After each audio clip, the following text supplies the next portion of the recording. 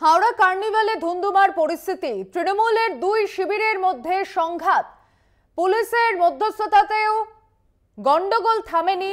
মুখ্যমন্ত্রীর বলার পরেও কিন্তু গন্ডগোল থামেনি হাওড়ার কার্নিভালে।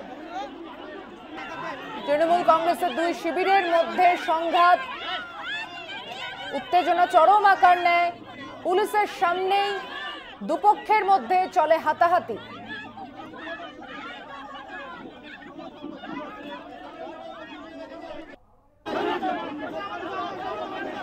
সরাসরি চলে যাচ্ছে আমাদের সঙ্গে, সেখান থেকে রয়েছেন প্রতিনিধি জগন্নাথ সামন্ত। জগন্নাথ, এই মুহূর্তে কি অবস্থা?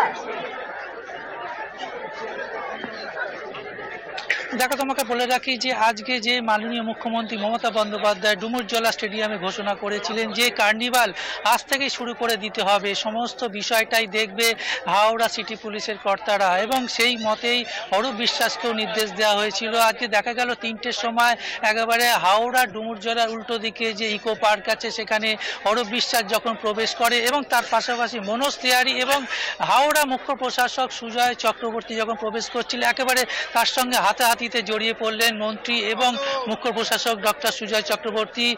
দেখা গেল যে মনোজ তিওয়ারিকে ধাক্কাধাক্কি করতে এবং ডক্টর সুজয় চক্রবর্তীকে সরিয়ে দিতে, কিন্তু পুরো ঘটনাটাই যখন স্টেজে অরূপ বিশ্বাস ব্যাখ্যা করলেন দুজনকে পাশে রেখে, অর্থাৎ ডক্টর সুজয় চক্রবর্তী এবং মনোজ তিওয়ারিকে পাশে রেখে তারা মেটানোর চেষ্টা করলেন যে যেতে গিয়ে পায়ে পায়ে ধাক্কা লেগেছে, এর কোনো রকম ভাবে এটা বিশৃঙ্খলা হয়নি। কিন্তু ছবি এবং চিত্র অন্যরকম বলছে। যে ছবিতে দেখতে পেলাম একেবারে হাতাহাতি মারামারিতে জড়িয়ে পড়লে, নিজেদের মধ্যে ধাক্কাধাক্কি শুরু হয়ে গেল। কিন্তু মন্ত্রী অরূপ বিশ্বাস স্টেজে দাঁড়িয়ে মনোজ তিওয়ারি এবং ডক্টর সুজয় চক্রবর্তীকে পাশে রেখে একটা মেটাবার চেষ্টা করলেন যে তাদের নিজেদের পারিবারিক এটা অশান্তি, নিজেদের পারিবারিকের মধ্যে অনেক কিছু হয়, সেই কারণেই হয়েছে, কোনো রকম ভাবে নিজেদের মধ্যে বিশৃঙ্খলা তৈরি হয়নি। কিন্তু চিত্র অন্যরকম বলল।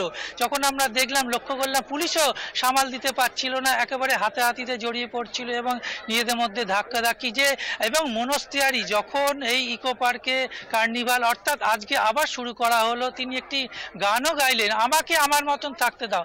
অর্থাৎ মনোজ তিওয়ারির মনের মধ্যে কিছু একটা চলছে, তার মধ্যে যে এই যে গোষ্ঠী অর্থাৎ তৃণমূলের মধ্যে দুই গোষ্ঠীর মধ্যে যে একটা দ্বন্দ্ব কোনো রকম বিষয় চলছে, এই পার্কিং নিয়ে যেটা অশান্তি, কিন্তু বেশ কিছু সিদ্ধান্ত নেওয়া হলো যে পার্কিং পুরোপুরি বিনা পয়সায় করে দেওয়া হলো, যাতে পার্কিং আর আগামী দিনে কোনো ঝামেলা থাকবে না। এবং 2 জানুয়ারি অবধি এই কার্নিভাল চলার সময় ছিল, সেটা 3 জানুয়ারি অর্থাৎ একদিন বাড়িয়ে দেওয়া হলো। এবং স্টেজে বসে অরূপ বিশ্বাস দুজনকে পাশে রেখে একটা মেটানোর চেষ্টা করা হলো।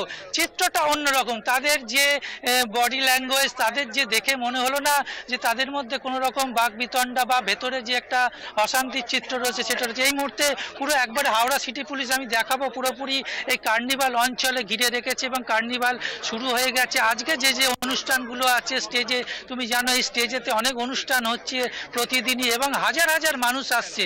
সেই যে পার্কিং যে গন্ডগোল, গতকাল রাত 8টা থেকে অশান্তির ছ, এই মুহূর্তে পুরো হাওড়া সিটি পুলিশ যেরকম প্রশাসন পার্কিংয়ের ব্যবস্থা গ্রহণ করেছে যাতে সুষ্ঠুভাবে পার্কিংটা সমাধান হয় এবং বিনা পয়সায় এই পার্কিংটা রাখা হবে।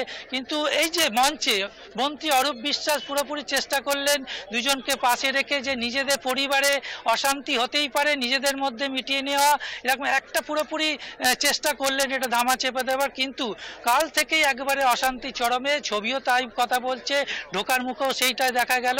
এই মুহূর্তে পরিস্থিতি একেবারেই শান্ত এবং কার্নিভালও শুরু হয়ে গেছে, প্রোগ্রাম আর কিছুক্ষণের মধ্যে শুরু হবে। তবে হাওড়া সিটি পুলিশ এবং পুরোপুরি এই জায়গাটাকে এখন নিয়ন্ত্রণে নিয়ে নিয়েছে। বেশ, অনেক ধন্যবাদ জগন্নাথ। আপাতত তোমাকে জগন্নাথ সামন্ত আমাদের প্রতিনিধি, সরাসরি তার সঙ্গে কথা বললাম হাওড়া থেকে। আপাতত পরিস্থিতি নিয়ন্ত্রণে, কার্নিভালের প্রবেশাধিকার শুরু করা হয়েছে সাধারণ বাসিন্দাদের জন্য, তবে পুলিশের নজরদারি রয়েছে ঘটনাস্থলে।